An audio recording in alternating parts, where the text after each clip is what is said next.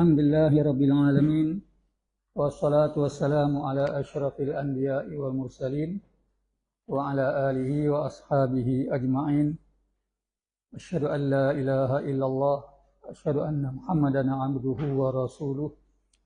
Walladzi arsala rasulahu bil huda wa dinil haqq liyudhhirahu 'ala ad-dini kullih walau karihal musyrikun. Ya ayyuhal muslimun ittaqullaha haqqa tuqatih wa la tamutunna illa wa antum muslimun. Subhanaka la ilma lana illa ma 'allamtana innaka antal alimul hakim. Alhamdulillah, kita sambung ayat 156. Baik, kita ulang sikit ayat 155. Tajuk dia tu ujian-ujian Allah untuk orang yang bersabar. Itu dah kita minggu lepas ya.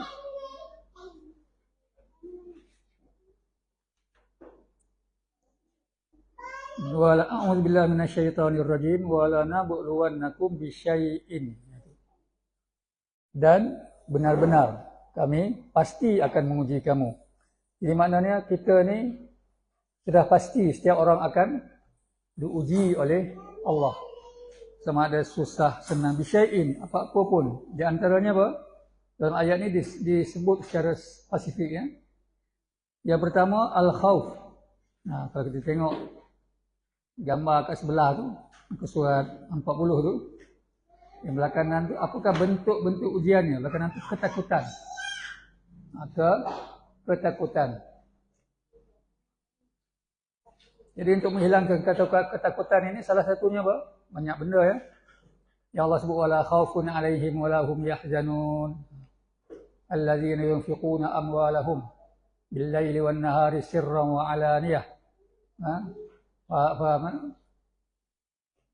Orang yang bersedekah hartanya pada siang hari dan malam hari, sirran sama ada secara sunyi-sunyi ataupun 'alaniyah secara terang-terang. Falahum ajruhum inda rabbihim, maka ada ganjaran bagi mereka itu di sisi Allah. Kemudian di dunia apa ganjaran dia? Wala khaufun 'alaihim wala hum yahzanun, mereka tidak akan merasa takut dan tidak akan merasa duka cita. Itu dia. Sebab tu kita kena hubungkan antara sebab yang paling baik untuk kita berinfak ialah menghubungkan silaturahim. Kalau kita tak hubung silaturahim, biasanya orang yang tak hubung silaturahim, dia infak ke mana ya? Dia infak ke mana? Dia tak bercampur dengan orang baik-baik, dia tidak tadabbur Quran, dia tidak ada jamaah, ya, tidak duduk dalam satu kumpulan wal takum minkum ummah tu. Dia hanya hidup macam biasa, minum teh, karaoke gitu ya. Bila masa dia nak infak, dan sasaran mana dia nak infak, dia tak akan jumpa sasarannya.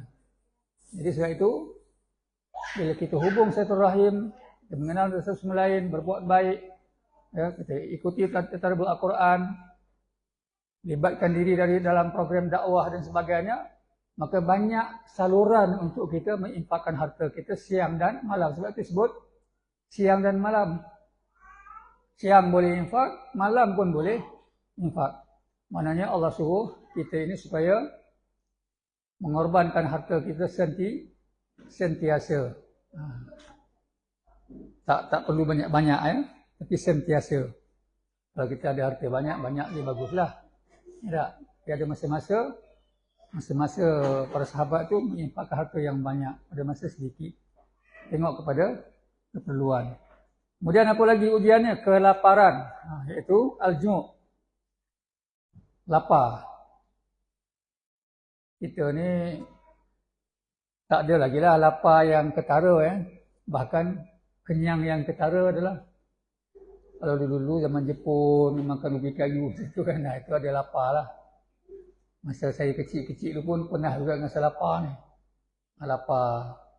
Kadang-kadang makanan yang sama sampai 3-4 hari, makanan yang sama. Kan? Masa tu semua orang susah. Masa tu semua susah. Makanan yang sama, dan pernah lapar. Tapi taklah tengok mana pun kalau dibanding dengan zaman Rasulullah dan para sahabat. Kemudian apa lagi minggu lepas? Wa naqsim minal amwal, iaitu hidup dalam serba kekurangan harta. Harta kurang. Harta kurang ini memang perlu kepada kesabaran yang tinggi. Nak zaman sekarang kita tengok kawan-kawan kita harta banyak.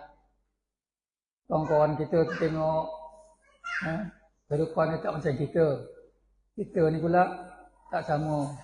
Kawan-kawan kita tengok jiran sebelah bersusun ada kereta 4-5 biji. Kita ada sebiji je. Maka kita jangan marah. Jangan dengki. Ya? Kena sabar. Jangan iri hati. Tengok orang lebih harta, kita pun iri hati. Kita pun tak berapa nak berkawan dengan dia dah. Asas kita menghubungkan silaturahim ialah takwa. Itu. Kita tak tahu siapa yang lebih baik. Mungkin orang berharta lebih baik daripada kita yang miskin. Ataupun kita miskin lebih baik daripada orang berharta. Ataupun dua-dua tak baik. Ataupun dua-dua baik. Wallahu'alam. Yang penting, kita bertakwa kepada Allah. Kemudian kekurangan buah-buahan, makanan-makanan, barang makanan. Sekarang lah kita pun menghadapi. Memang makanan tu banyak, tapi kena beli dengan harga yang mahal. Sekarang beras tempatan tak ada tak? Tiba-tiba hilang. Hai, rubul, tak tahu mana dia. Padi luas, kesempatan tak ada. Buah-buahan banyak, durian tapi kena beli. Tak semua orang boleh makan, musangking. 30-40 ringgit sekilo, 50 ringgit sekilo, 70 ringgit sekilo. Bukan semua orang boleh makan.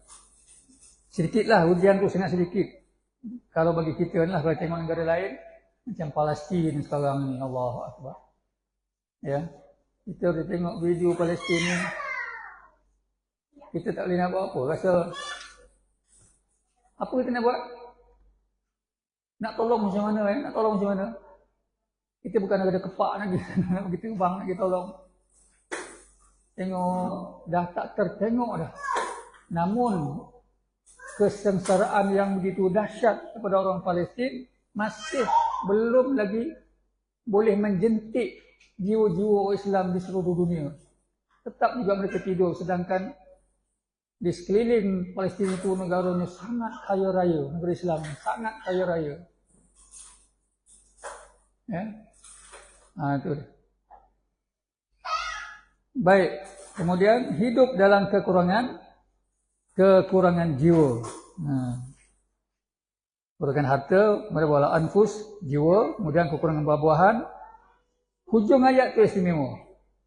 Wa basyiris sabirin, dan bergembiralah wahai orang-orang yang sabar. Itu dia.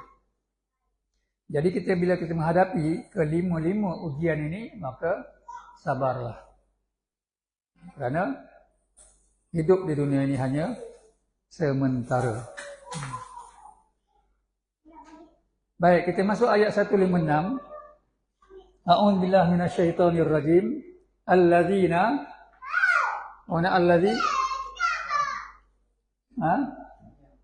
orang-orang yang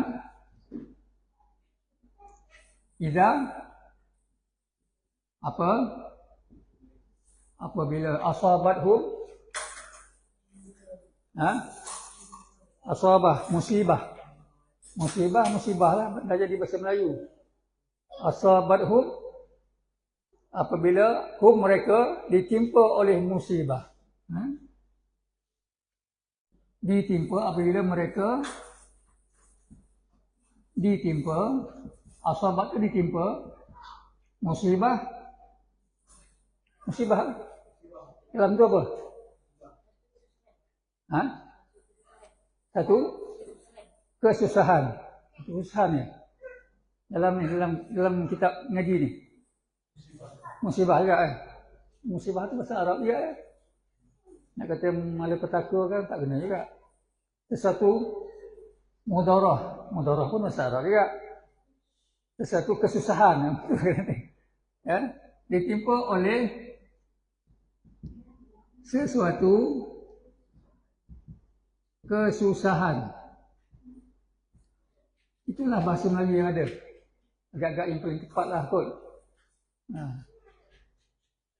Baik, Kemudian mereka berkata, qalu, mereka berkata, inna, sesungguhnya,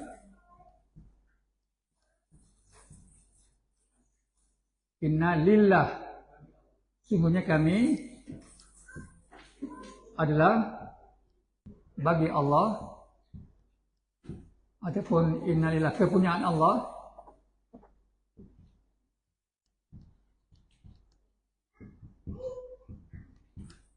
Kemudian wa inna, dan sesungguhnya kami ilaihi, kepadanya. Ni itu siapa? Kepadanya Allah. Raji'un, kami kembali.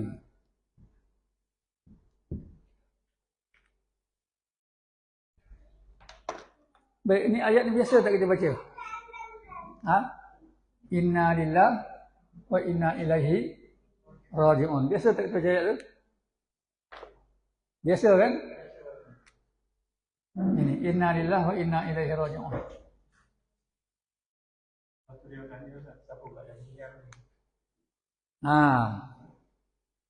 Sudah sebut inna lillah wa inna ilaihi raji'un, biasa orang tak meninggal. Tapi gini ya, sebenarnya kita ambil ini. Ini tanda orang sabar adalah, saya baca sikit tadi, wa basyiris sabirin. Bergembira orang yang sabar. Orang yang sabar itu macam mana? Orang yang sabar itu ni dia. Ciri-cirinya iaitu allazina, itu orang sabar tadi yang sebut wa basyiris sabirin, ayat 155 tadi. Wa basyiris sabirin, sambung dia ni. Bergembira orang yang sabar. Siapa orang yang sabar itu? Orang yang sabar itu ni dia. Iaitu apabila ditimpa musibah, ditimpa kesusahan, maka dia berkata, sesungguhnya kami milik Allah dan kami kepadanya akan dikembalikan. Pasti dikembalikan. Baik. Biasanya, kita orang Melayu lah, bila dengar orang meninggal, jadi dua. Jadi dua. Betul tak? Satu disebut Al-Fatihah. Siapa meninggal tu sebenarnya? Allah, Al-Fatihah. Yang kedua disebut Inna lillah wa inna ilaihi raji'un. Mana satu betul? Mas, mana satu betul? Yang sebut Al-Fatihah ke? Ataupun yang sebut Inna lillah wa inna ilaihi raji'un. Kalau dalam WhatsApp tu, bila orang meninggal, penuhlah WhatsApp tu satu hari tu. Fatihah, innalillah, Fatihah, moga dirahmati, disyukuri, semua macam-macam kan. Penuhlah tu satu hari tu. Yang sebut Al-Fatihah betul ke? Yang sebut innalillah wa inna ilaihi raji'un betul? Dah. Kamu sebut apa biasa? Dengar orang meninggal. Kita tak sebut apa-apa. Buat ni. Innalillah. Lepas tu tak ada. Tak ada apa. Itu je lah. Kamu ni, Muaz buat apa? Ni juga.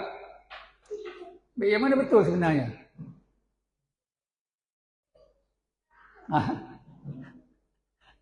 Haji Fahim. Mana betul? Dua-dua tak betul. Dua-dua tak betul. Tapi nak sebut ini lebih baiklah daripada Al-Fatihah tadi. Tapi kalau nak kira ayat ini, dua-dua sebenarnya tak berapa betul. Yang Al-Fatihah pun memang tak betul lah. Tapi sebut yang ini pun tak berapa nak betul. Kalau orang meninggal, siapa yang paling layak untuk sebut Inna lillahi wa inna ilaihi raji'un ni?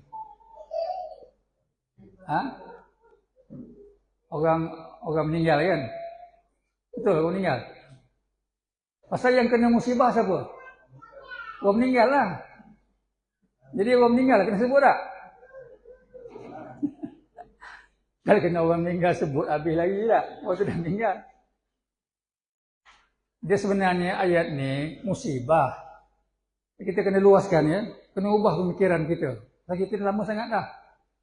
Maknanya ayat ini hanya untuk orang mati je. Kalau kita jatuh pokok, berdebuk, jatuh. Kan? Ilham. Kamu gaji pokok kan? Kamu badan macam tu. Sekali dia gedebuk jatuh. Kena sebut apa? Aduh, hai. Sungguh. Perasan tak? Bukan budak-budak je. Bukan buat muda-muda je. Oh, kita pun tak sebut innalillah ni. Kalau kita kena orang perempuan, siang-siang bawang, terluka. Sebut apa? Aduh. Sebut tak innalillah? Pernah dengar tak? Pernah sebut tak? Mengaku je. Tak pernah. Tak pernah sebut.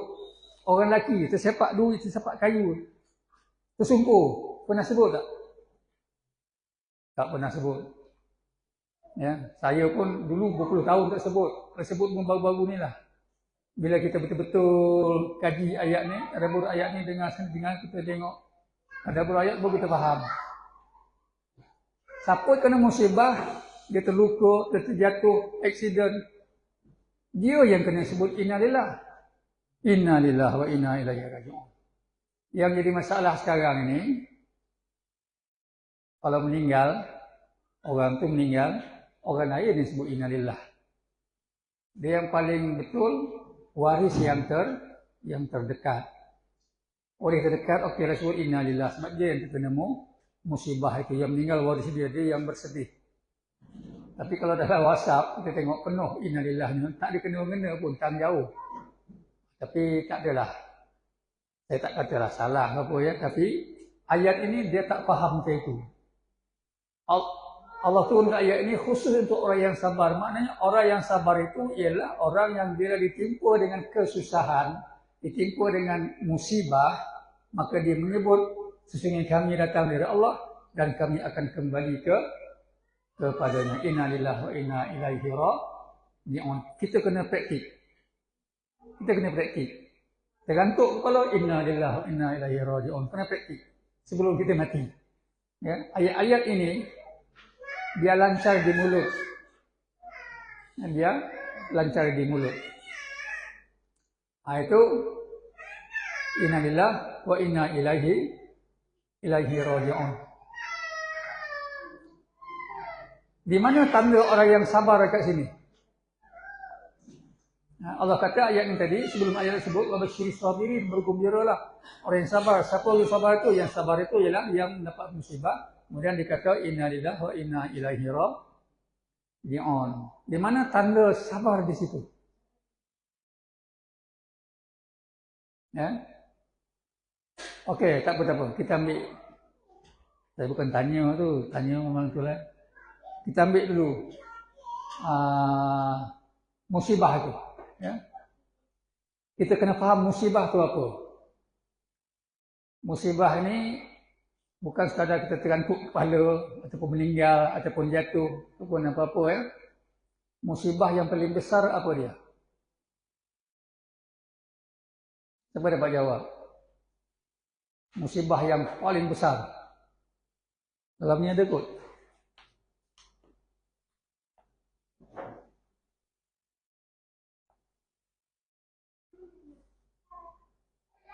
Baik, kita baca dulu. Kupasan ayat ya, ayat 156 tu. Ayat sebelumnya Allah menerangkan mengenai ujian yang menimpa diri kita seperti takut, lapar dan kematian. Maka pada ayat ini Allah menjelaskan panduan bagaimana untuk menjadi orang yang bersabar ketika ditimpa musibah. Maka ucapkanlah, sesungguhnya kami milik Allah dan kepadanya lah kami kembali. Ucapan itu bukan sekadar di mulut, tetapi hendaklah lahir dari hati yang merendah diri beserta ikhlas, mengaku dan akur segalanya Allah Ta'ala yang punya disertai dengan usaha. Semuanya Allah yang punya, segalanya Allah yang punya. Dan disertai dengan usaha, itu ilahi raji'un, bermakna kita akan membuat yang terbaik dalam kerangka ujian itu. Contohnya apabila diuji dengan wabak COVID-19, maka kita perlu memakai face mask atau sanitasi tangan untuk mengelakkan daripada berlakunya jangkitan. Daripada itu dia, tak panjang ya. Okey, tak apa.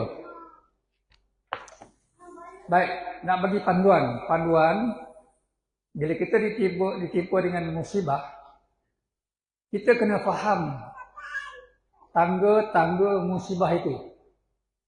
Pasal ramai orang tak faham musibah itu kematian sahaja. Ataupun rumah terbakar sahaja. Itu pun musibah juga. Tapi musibah yang paling besar ialah musibah agama. Musibah agama. Kalau kita ni sering lambat solat, itulah musibah yang terbesar. Ya. Kalau kita tak minat untuk tadabbur Al-Quran, itu musibah yang besar. Musibah tak? Kalau kita tak nak tadabbur Al-Quran, tak minat, musibah ke tidak? Apa akan jadi pada diri kita? Kita akan pergi semakin lama, semakin jauh, semakin lama, semakin jauh, semakin lama, semakin ingkar kepada Allah. Lama-lama kita tak faham Quran. Umur kita makin meningkat. Umur meningkat, tak faham. Meningkat lagi, tak faham. Meningkat lagi, tak faham. Sampailah nak mati. Musibah ke tidak? Itulah musibah yang sangat dahsyat. Sebab kita akan berhadapan dengan malaikat maut. Malaikat maut. Kita akan berjumpa dengan Allah. Dalam keadaan Allah tak sudi nak jumpa dengan kita. Sebab kita tak sudi nak tadabbur, nak fahami Al-Quran yang Allah utuskan, turunkan kepada kita. Betul tak Bayu? Ini musibah. Zaman sekarang, dalam negara kita, apa musibah yang besar? Masalah apa? Masalah tidak terlaksananya hukum Allah. Masalah orang tak nak pada Al-Quran. Masalah akhlak yang berleluasa di negara kita tanpa ada cegahan. Tumbuhnya pusat-pusat judi, tumbuhnya kilang-kilang arak, orang boleh minum arak gila-gila dia. Ini musibah. Orang sembahyang tak nak berjemaah, musibah. Orang sembahyang lambat, itu musibah. Jadi maknanya kalau kita gitu, kita sebut dia tu, aku ni lambat sembahyang, inna lillahi wa inna ilaihi raji'un. Ya tak? Itu kena faham dulu musibah itu. Pasal musibah ini telah dikecilkan skop dia, orang anggap kematian sahaja. Ataupun berlaku sesuatu mudarat pada diri, jatuh ke, aksiden ke. Ya, itu yang pertama, iaitu musibah agama. Itu orang tak nak pada agama, ini musibah. Kalau diri kita tak nak pada agama, maknanya diri kita sedang menghadapi satu musibah yang maha dahsyat. Dahsyat tak? Ya, yang menakutkan. Sebab kita akan bertemu dengan Allah yang mewajibkan ke atas kita supaya melakukan apa yang dia perintah. Sama ada solatnya, puasanya, berdakwahnya, tadabbur Qurannya, baca Qurannya, berbuat baik, hubung silaturahim dan sebagainya. Banyak benda. Semuanya terkandung dalam Al-Quran ini. Itu musibah yang pertama. Kemudian musibah yang kedua ialah untuk kita sabar dalam menghadapi musibah ini. Yang pertama kita faham yang tadilah, iaitu musibah agama. Yang kedua, untuk kita sabar menghadapi musibah ini. Sebab ayatnya berkaitan dengan sabar. Maka bila kita ditimpa dengan musibah, kita ingat orang lain yang lebih teruk musibahnya daripada kita. Kalau datang musibah dari Allah, Allah ambil nyawa anak kita. Innalillah. Kita mengaku kami milik Allah. Anak kita milik Allah. Suami kita milik Allah. Isteri milik Allah. Saudara, sepupu, sahabat, semua milik Allah. Bila semua milik Allah, bila-bila masa Allah nak ambil, tiba-tiba kita marah. Kita tak setuju. Anak kita meninggal, contohnya, kita tak setuju. Kita tak menghadapi musibah itu dengan baik. Maka kita telah membuat satu penderhakaan dengan Allah. Sedih dia lain, sedih lain. Semua orang akan bersedih sebab Allah jadikan kita ini ada perasaan, ada sifat sayang. Tapi kalau kita bersedih berpanjang-panjang sehingga kita melahirkan satu perbuatan atau perkataan yang kita kata komplain apa yang Allah buat, maka itu sudah melampaui daripada batas-batas yang Allah izinkan. Jadi kita fikir, anak aku meninggal seorang, Allah ambil balik. Sedangkan di Palestin, anak orang tu semua sekali kena ambil. Ini salah satu cara untuk kita menghadapi satu musibah supaya kita lebih bersabar. Jangan kita ingat kita dapat musibah ni, kita lah yang paling teruk. Dah, ada lagi orang lain yang lebih teruk, lebih dahsyat daripada kita. Ada yang satu keluarga mati depan mata, sekaligus tinggal seorang dia hidup. Contohnya lah, Allah nak ambil balik. Macam saya lah, saya ada kereta sebiji. Kan? Saya bagi Yalung ni pinjam. Dia pinjam kat saya kereta tu. Okey, pinjam duit kereta pinjam bagi. Dia sebulan je. Saya ada urusan gini. Saya bagilah sebulan. Dia pun jagalah kereta saya tu dengan baik. Dia pun sayang kereta tu. Kereta tu lawa lah sikit. Contoh kan. Tiba-tiba habis masa sebulan, saya nak pergi ambil. Tiba-tiba dia tak bagi. Itu analogi. Boleh ke macam tu? Cubalah diri kita ni. Kita ada suami, ada isteri, ada anak, ada siapa kawan-kawan. Semuanya pinjaman dari Allah. Maka gunakanlah pinjaman itu sebaik-baiknya. Selagi dia masih ada di hadapan mata. Bahkan ada salafus soleh, orang alim zaman dulu, bila ada satu musibah, dia tak sebut innalillah. Dia sebut lebih daripada itu. Innalillah pun dia sebut, lepas dia sebut Alhamdulillah. Alhamdulillah. Pasal apa? Katalah anak dia meninggal. Maknanya, bila anak dia meninggal, dia sebut innalillah, kemudian Alhamdulillah. Kemudian dia doa. Allahumma ghafir lahu warhamhu dan sebagainya lah. Ya. Pasal apa? Disebut Alhamdulillah. Pasal habis tanggungjawab aku untuk dia. Kalau anak itu masih hidup, maka aku masih bertanggungjawab. Ada tanggungjawab yang berat untuk aku didik anak-anak aku ini sampai dia besar. Tapi bila diambil, sampai masa dia ambil, belum lagi sebab besar, maknanya tanggungjawab kita hanya setakat itu. Maka kita jadi lega. Lepas tanggungjawab. Macam itu. Ya. Sampai gitu sekali salafus soleh ini menghadapi satu-satu musibah yang Allah datangkan ke atas diri mereka. Betul tolong ya? Saya nak ambil balik, takkan tak bagi. Kita ni semua Allah bagi, Allah pinjamkan. Nyawa, makanan dan sebagainya, rezeki. Tiba-tiba Allah nak ambil kita. Kita pun tak puas hati, kita komplain je. Tak boleh. Jadi benda ni kena untuk kita supaya sabar. Kita kena sedar. Kalau kita tak sedar, kita tak mampu nak sabar. Kita kena sedar bahawa kita ini milik Allah dan segala yang ada milik Allah hanya sebagai pinjaman. Bahkan kita semua akan kembali kepada Allah Subhanahu Wa Taala. Itu dia. Ya, kemudian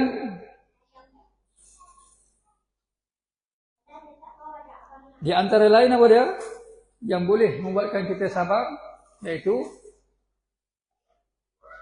apabila datang musibah, kita hendaklah menganggap bahawa Allah sayang dengan kita. Sebab kebanyakan para nabi, hampir semua para nabi, sentiasa Allah datangkan musibah. Sedangkan Allah sayang dengan nabi. Kalau kita ni hidup tak ada musibah macam Fir'aun, sehat ya kan? Itu berhati-hati. Ya. Yang Allah sebut wabasyiris sabirin, bergembiralah tadi. Bila Allah datangkan musibah, maknanya Allah menguji kita untuk menaikkan martabat kita. Tanda Allah sayang dengan kita. Itu untuk supaya kita boleh bersabar. Bukan senang ni. Saya yang bercakap ni pun cakap ini. Bila kita menghadapi besok kita hidup, besok, lusa, tulah, seterusnya, musibah tu datang. Bukan semudah itu kita nak praktikal. Kita dengar ayat Quran ni, kita baca, kita okey lah, kita rasa boleh. Tapi bila Allah praktikal kat tadi kita betul-betul, dijadikan kita ini sakit selama 3 bulan, sakit. Entah, boleh sabar tak? Boleh tak wabasyiris sabirin? Tak mudah ya. Tak mudah. Jadi kefahaman itu sangat perlu.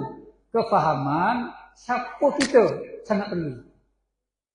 Yang biasanya kita tak sabar ni pasal kita tak faham kita ni siapa. Tapi bila kita faham kita ni milik Allah, tak ada sebab kita tak boleh sabar. Jadi mudah-mudahan kita semua ni termasuk diri saya lah. Ya.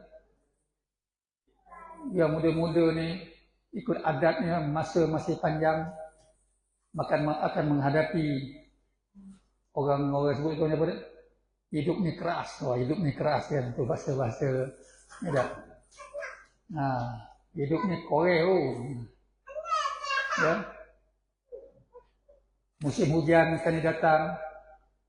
Nak ngawih tak boleh. Mana yang banjir-banjir nak petik buah tak boleh. Harga mahal. Nak ngawih tak boleh. Harga mahal buah pula tak ada. Contohnya lah. Ya. Besok nikah, berkahwin, dapat anak. Ini semua ujian. Nak besarkan anak. 2 bulan sekali nak pergi buat planet, kejap demam, kejap sakit. Beras makin mahal, susu makin mahal. Ya. Semua ini adalah ujian-ujian dari Allah. Datangkan rasa takut, rasa bimbang, lapar dan sebagainya tadi. Jadi caranya, fahamilah Al-Quran ini, tadabburlah dia sebaik-baiknya, teliti dia betul-betul, supaya Allah berikan kita kekuatan kepada kita atas dasar kefahaman. Kalau kita tak faham, kita tak kuat. Mana boleh kuat? Kita tak kenal Allah dengan sebenar-benarnya. Nak kuat macam mana? Allah itu Maha Perkasa, Azza wa Jalla. Dia Maha Perkasa. Kalau kita nak Allah tolong kita kena rasa betul-betul, anggap betul-betul 100% bahawa Allah adalah kekasih kita. Baik, saya nak tanya, apa tanda seseorang mengasihi seseorang yang lain? Ataupun apa tanda seseorang itu kasih kepada Allah? Nah, kalau kita bercinta lah, kan, bercinta, juga ada awet kan. Kita cinta dengan awet kita tu, dengan kasih kita tu. Cinta sangat-sangat, lautan api sanggup berenangi rasa nak mentah. Ya, apa lagi? Semua kita sanggup. Apa tanda kita cinta kat dia? Tak tahu kan, tak pernah cinta, tak ada pengalaman. Tak ada pengalaman. Apa tanda kamu cinta dengan mak kamu? Pekat menung, tanya-tanya, menung. Akmal, apa tanda kamu cinta kepada ibu bapa kamu? Yang kita kena buat.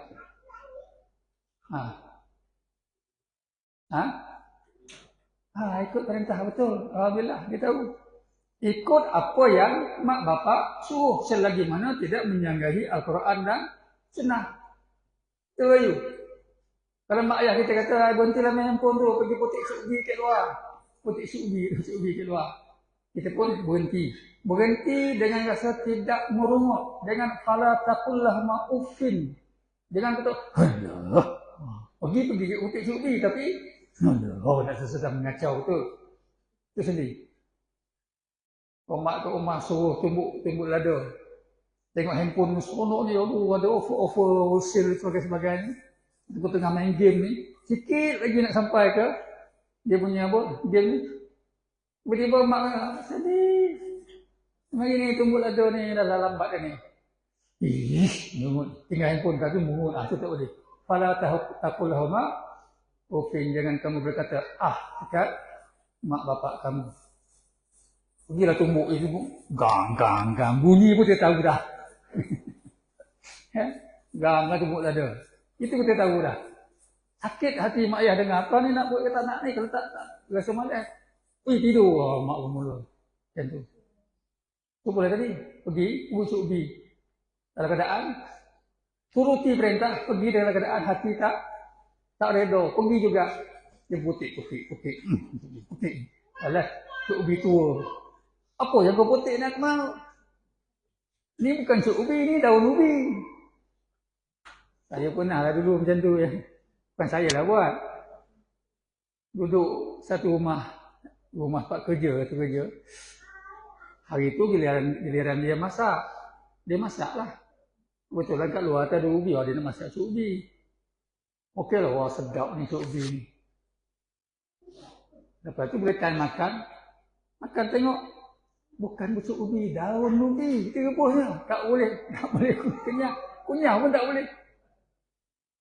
Dia sebenarnya memang tak tahu. Orang ambil sup ubi tu pucuk ke daun, dia ambil daun. Tengok daun tu punya panjangan, pucuk ubi pulut tu. Dah lah keraham dah kamu rebus ni. Daun ubi. Kita ambil lah kan. Kamu tak rasa ke dagingnya kerah. Ya.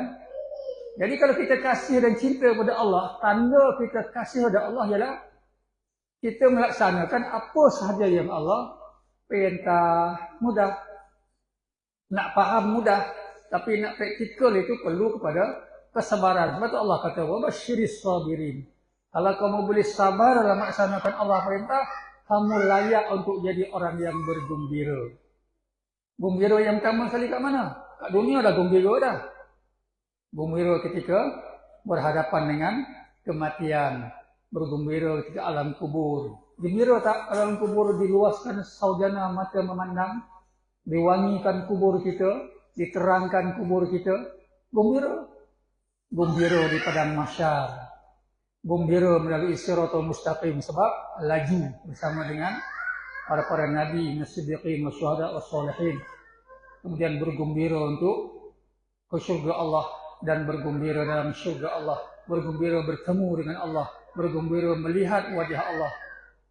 Betul lah sabar itu Allah janji wabasyiris sabirin sebab tersangat banyak kegembiraannya di dunia lagi sampailah ke akhirat besok. Subhanallah. Inilah Al-Quran. Mengajar kita bukan sekadar pandang apa yang ada depan mata, tapi mengajar kita pandang sampai ke alam kubur, sampai ke padang mahsyar, sampai ke siratal mustaqim, sampai ke surga Allah Subhanahu wa taala, sampai berhadapan dengan Allah secara live. Subhanallah. Dia faham ya? Inilah mudah-mudahan Allah jadikan kita dari kalangan orang yang gembira. Bergembiralah. Tapi dengan syarat sabar. Saya ulang lagi sekali. Kalau dalam Quran kita tak jumpa Allah kata bergembiralah wahai orang-orang yang solat. Wabasyir ataupun innallaha ma'al musallin. Kita tak jumpa Allah bersama dengan orang yang solat. Tak ada ayat macam tu. Innallaha ma'as shaimun. Allah bersama dengan orang yang puasa. Tak ada. Sebab orang yang solat ada masuk syurga, ada masuk neraka. Orang puasa gitu juga, ada yang puasa dia dapat pahala, ada puasa dia hanya dapat lapar dan dahaga. Kan? Tapi orang yang sabar, Allah jamin, Allah bersama-sama dengan dia. Maknanya semua benda kita nak buat, solat kena sabar, puasa kena sabar, jihad kena sabar, dakwah kena sabar. Berkeluarga kena sabar, berkawan kena sabar, baca Quran pun kena sabar. Ya.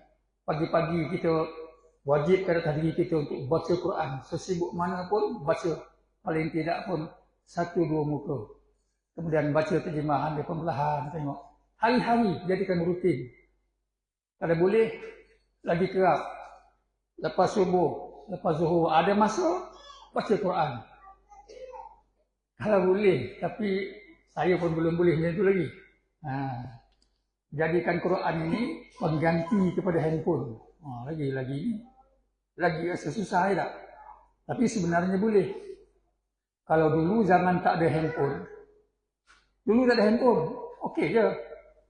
Ya, kita tak kenal handphone. Bila kita tak kenal handphone, tak ada apa pun, okey je.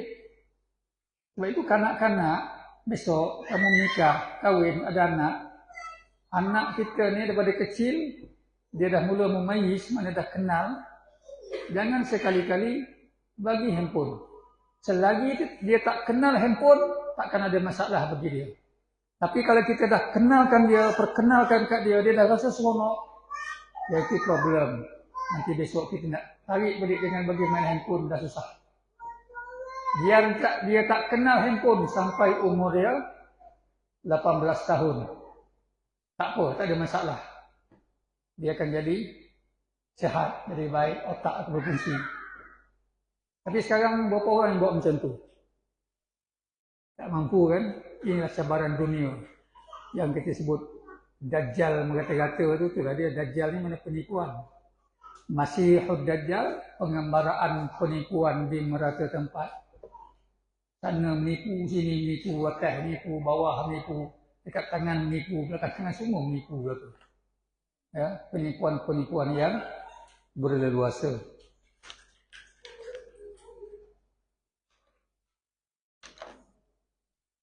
Ada soalan?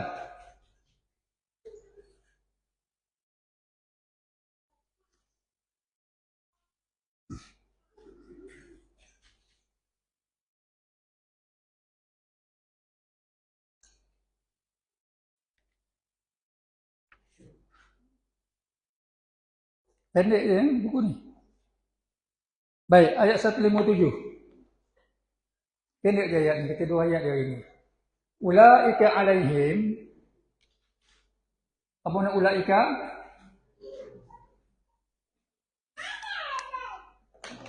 Mereka itu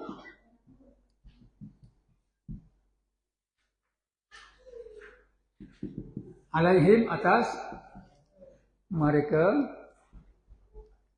salawatun. Salawatun. Dia tulis itu apa? Apa dia?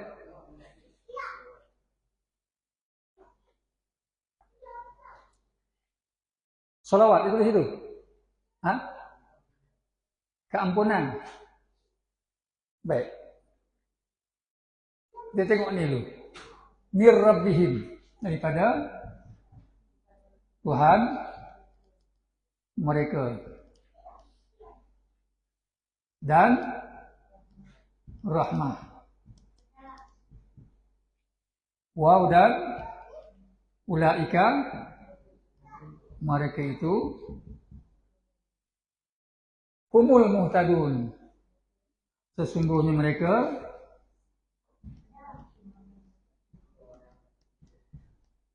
al-muhtadun mendapat petunjuk.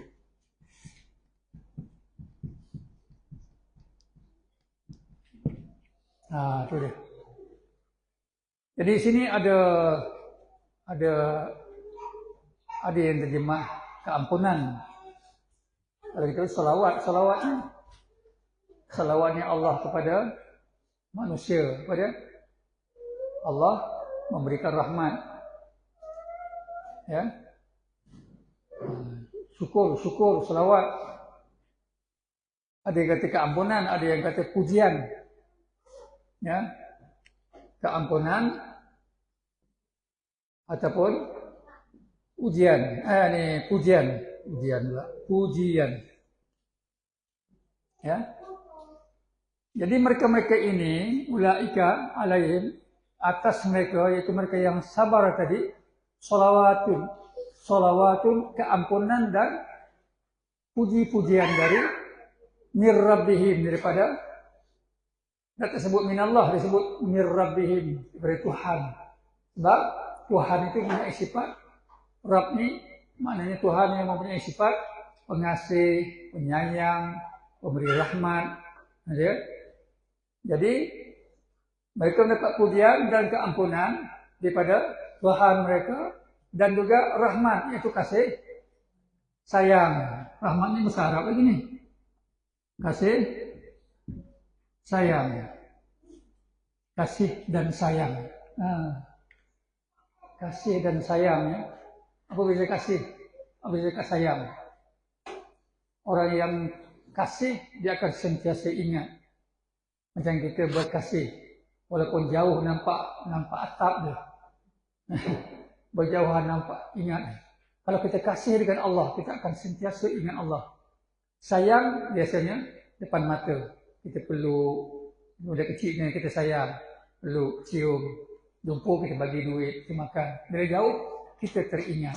Kita kasih dan sayang. Bila jauh kasih, bila dekat sayang. Cantik kan? Ya. Jadi dengan Allah itulah kita kasih dengan Allah. Kita kasih dengan Nabi. Pelik tak kalau kita kasih dengan Rasulullah, kita lafaz kasih dengan Rasulullah, tapi apa yang Rasulullah suruh kita buat, kita tak nak buat. Kita bagi alasan lain. Tak apa, tak buat dah. Bukannya salah pun. Ya. Tapi kita kasih. Manakala kasih, patutnya kita akan taat. Ya. Itu. Jadi, Nirrabin itu rahmat kasih sayang. Dan mereka itulah kata Allah. Ini penting. Al-Muhtadun ni ada alif lam. Ya. Ada alif lam itu maknanya suatu pengkhususan. Maknanya hanya orang yang sabar, yang boleh menerima musibah dengan betul, mereka sahajalah yang akan diberikan bimbingan ataupun petunjuk. Dan dari segi logik betul tak? Betul lah, mudah faham. Kalau orang itu sabar, dia sentiasa kasih dengan Allah, sentiasa kasih dengan Al-Quran, petunjuk Allah ini, dan sunnah Nabi, sudah tentulah dia al-muhtadun. Sudah tentulah dia akan sentiasa mendapat petunjuk. Ya? Itu sudah segi realitinya. Yang lebih dari itu, Allah sangat kasih. Allah akan jaga kita, Allah selamatkan kita, Allah bagi musibah pada kita, supaya kita ni terhindar daripada keburukan. Macam Allah ngantukkan Nabi ketika Nabi nak pergi, masa muda-muda Nabi nak pergi tengok konsert di karaoke lah. Jadi Allah mengantukkan Nabi, Nabi tertidur bawah pokok. 2 kali gitu. Kan? Pasal apa? Pasal Allah nak bimbing Nabi. Jadi saya pun selalu sebut, kalau kita nak pergi karaoke contohnya, satu malam tu, dah lama tu, cubalah try pergi karaoke, orang tak ada ni, orang tak nampak. Kan? Kita pun start motor, pergi, tiba-tiba terlanggar anak lemu. Itu tanda kasih. Allah kasih kat kita. Tak jadi kita pergi karaoke. Ni tak? Balik sengit telinga ni. Balik ke rumah. Ya, atau kita jatuh longkang. Itu. Jadi itu mungkin tanda Allah kasih dengan kita.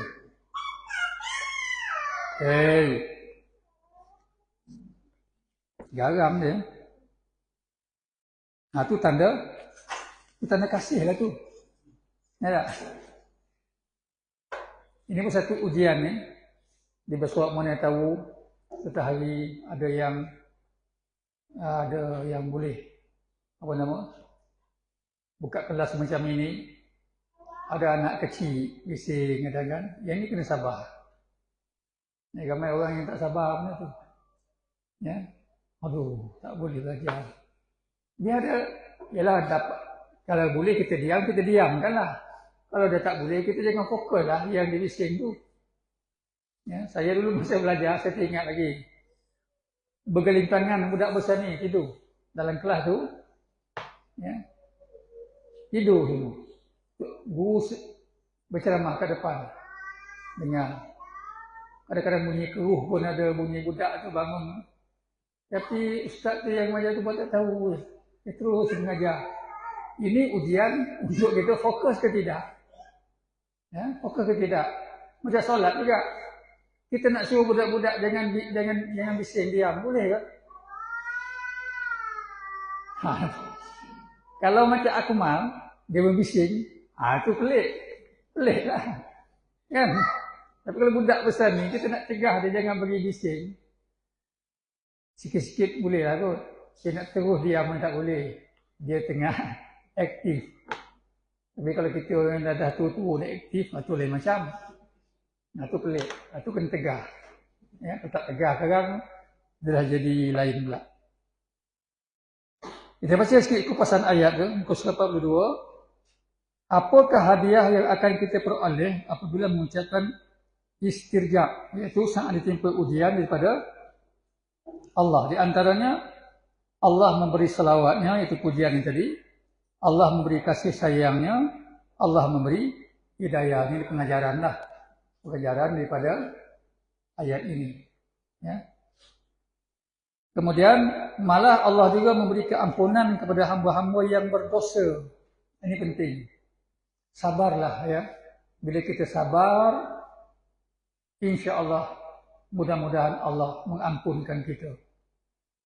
Kita ni banyak dosa kan, macam budak ni mungkin kita dah berumur panjang ni banyak dosa. Ya. Kita nak cerita pun tak boleh. Kalau boleh biarlah Allah suruh kesalahan kita itu sampai di akhirat. Daripada mahsyar nanti kan ada orang tu yang Allah bongkar kan. Macam hadis kan. Ada orang yang Tuhan bongkarkan kesalahan dia, menjadikan dia sangat malu. Macam saya ni lah, saya tengah bercakap tentang Al-Quran. Dia macam ni. Tiba-tiba Allah bongkarkan daripada mahsyar kelemahan-kelemahan saya yang memalukan. Na'udzubillah. Di padang mahsyar. Itu yang kita tak nak. Bagi orang yang Allah ampunkan, maka Allah hijab ke benda-benda yang dosa yang kita buat, yang memalukan itu, tak diberitahu sampailah bila-bila. Di padang mahsyar pun ditutup rapat. Allah ampunkan kita. Malu ya, kalau di padang mahsyar ada trilion manusia, tiba-tiba Allah dedahkan kita punya keburukan yang orang tak tahu. Masa itu, la ilaha illallah, malunya. Anak ustaz, kan ustaz? Nah, cakap tentang Quran, rupa-rupa kat belakang lain. Aduh. Macam tu. Na'udzubillah. Mudah-mudahan Allah pelihara kita semua. Malah Allah juga memberi keampunan pada hamba-hamba yang berdosa serta beroleh rahmat daripadanya juga. Nah, itu 3 tadi ya. Pertama, salawat, iaitu Allah berikan keampunan dan kasih pujian. Keampunan dan pujian. Selawat. Allah akan angkat darjat kita. Kemudian Allah berikan kasih sayangnya. Itu rahmat tadi. Ya. Kemudian Allah berikan hidayahnya, itu petunjuk. Siapalah kita kalau hidup tanpa petunjuk. Kalau kita ada pengalaman, cuba kita ingat balik. Masa kita hidup dulu tanpa, sebelum kita tadabbur Al-Quran. Kita hidup hari-hari berpandukan apa? Tak ada kan? Main rasa je. Rasa macam ni lah jalan. Okey je. Bila kita dah faham sedikit tentang Al-Quran, kita akan sentiasa menilai Quran benar kan ke tidak? Allah Rasul benar kan ke tidak? Kalau benar kan, jangan. Kalau tak benar, jangan. Ya? Baik, akhir sekali, malah Allah juga memberi keampunan pada hamba-hamba yang berdosa serta beroleh rahmat padanya juga. Inilah kabar gembira kepada mereka yang bersabar. Itu maksud kabar gembira tadi. Selepas Allah bagi ujian, lalu kita bersabar menghadapi apa yang Allah berikan kita, kemudian Allah berikan kasih sayang, hidayah, salawat dan sebagainya, maka itulah maksud kabar gembira kepada mereka yang bersabar. Dan mereka lah orang-orang yang mendapat petunjuk untuk memperoleh kebahagiaan serta kesempurnaan hidup di dunia dan akhirat. Itu. Selagi kita hidup, sabar, bentuk sabar akan berubah-ubah. Kadang-kadang agak ringan, kadang-kadang berat. Macam Nabi dan para sahabat nak bersabar ketika berhadapan dengan musuh, berada di medan perang. Kemudian Allah suruh bersabar. Fasbutu, tetaplah kamu. Jangan kamu berbalah-balah. Nanti kamu hilang kekuatan. Dan akhir sekali, sabarlah kamu. Sabar ketika menghadapi musuh. Kita belum pernah menghadapi benda ini. Sebab itu, untuk nanti minta kepada Allah beri kita ini ujian yang kita mampu. Apa-apa pun, kita kena warm up untuk sabar itu daripada sekarang. Mudah-mudahan kalau Allah beri ujian yang berat pun Allah akan bantu kita untuk bersabar. Nak bersabar hadapi musuh ni dengan main. Depan kita ni musuh yang gagah, senjata lengkap macam perang Badar lah. Lengkap, ramai. kita dari segi fizikal lemah, maka di situ hanya Allah sajalah yang boleh membantu untuk kita bersabar. Kita tak tahu kan apa akan berlaku masa depan. Ni yang muda ni, yang menjadi remaja ni akan datang selagi dunia ni wujud. Inilah bentuk dia. Ya Allah sebut pada ayat yang lalu, kelaparan, kekurangan buah-buahan, ketakutan, kesusahan, semuanya akan mendatang, insya-Allah. Apapun bergantunglah sepenuhnya dengan Allah. Jangan bergantung dengan manusia, jangan bergantung dengan ibu bapa. Bergantung dengan mak ayah. Belajar-belajar berdikari. Mak ayah tak tengok kita masa belajar kat sini, tak payahlah bersedih. Masa mak ayah aku tak tengok aku ni, tak sayang dengan aku ke? La ilaha illallah. Kalau dia lelaki, be a gentleman, jadi seorang lelaki sejati. Kasih sayang dengan ibu bapa, betul. Tapi jangan bergantung dengan ibu bapa. Ibu bapa tak mampu tolong kita. Yafirul mar'u min. Baca ayat tu kan? Akan lari. Anak dengan ayah, suami dengan isteri, isteri dengan suami, semuanya akan lari meninggalkan antara satu sama lain. Yafirul mar'u wa abi. Lari daripada ayah, ibu, saudara, adik-beradik. Dan itu. Jangan bergantung dengan siapapun, dengan makhluk. Bergantung dengan Allah sahaja. Dalam masa yang sama, kita ikut sahaja apa yang Allah suruh. Cara-cara untuk menghormati ibu bapa, berkasih sayang, semua itu dah ada di sebuah Al-Quran. Yang Allah larang, jangan bergantung. Iktisam. Nabi Yusuf, dia mampu menghadapi ujian, termasuk ujian dengan Zulaiha yang cantik jelita dalam bilik yang tertutup. Dalam keadaan Nabi Yusuf yang masih muda, umur 20 lebih. Tapi dia mampu menghadapi itu pasal apa? Pergantungan dengan Allah. Rezeki bergantung dengan Allah. Besok mana tahu satu hari kerja tak ada, kerja 7-Eleven. Kalau 7-Eleven ada jual arak. Janganlah bekerja ke sini, kita terpaksa jual arak. Aku tak kerja sini, nak kerja mana, nak makan apa. Itu maknanya dah bergantung dengan 7-Eleven. Sedangkan bumi luas, bumi Allah ni luas.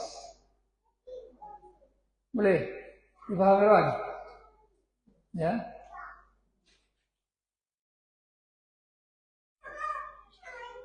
Ada juga kadang-kadang pergantungan ni sikit lagi, akhir lagi nak berhenti ni. Ada tak kita rasa, aku tak ada handphone ni tak boleh. Itu ada tak kadang-kadang gitu? Ada kan? Aku tak ada handphone tak boleh, tak hidup aku, nampak. Bergantung dengan handphone. Simple je. Simple je kalimah kita tu. Rokok kita juga, dia rasa rokok lah. Kan? Aku tak ada rokok, tak boleh. Tengah ribut malam pun, cari juga. Ada tak unsur pergantungan dengan rokok? Ada. Aku tak tengok anak aku sehari tak boleh. Demam aku. Nampak. Bergantung dengan anak. Kalau kita faham apa yang Allah ambil daripada kita, sedangkan itu adalah hak milik Allah, dan ia berada di tangan Allah. Katalah kita kematian ibu bapa, kematian anak, ia sedang berada di tangan Allah. Kalau ia seorang bertakwa, anak tu tentulah anak kecil, sudah tentu dia berada dalam keadaan yang sangat baik di sisi Allah. Dan satu hari kita juga akan dipanggil kembali oleh Allah juga. Maka bila kita dipanggil oleh Allah, sudah tentulah kita akan bertemu balik dengan orang-orang yang kita kasihi semasa di dunia. Kalau semuanya menganggap aku milik Allah, macam kita dalam kelas ni, 20 orang ni, 30 lebih ni. Kalau kita semua beranggapan kita milik Allah, pasti kita semua akan bertemu semula di sisi Allah. Mudah faham tak? Dengan syarat bila kita jadi orang yang sabar. Ini janji Allah. Tapi tak mudah ya. Mudah-mudahan Allah beri kita kefahaman dan kekuatan. Itulah setelah itu kita berhenti setiap ini. Kita sambung lagi pada minggu depan insya-Allah. Ayat yang seterusnya. Boleh ya?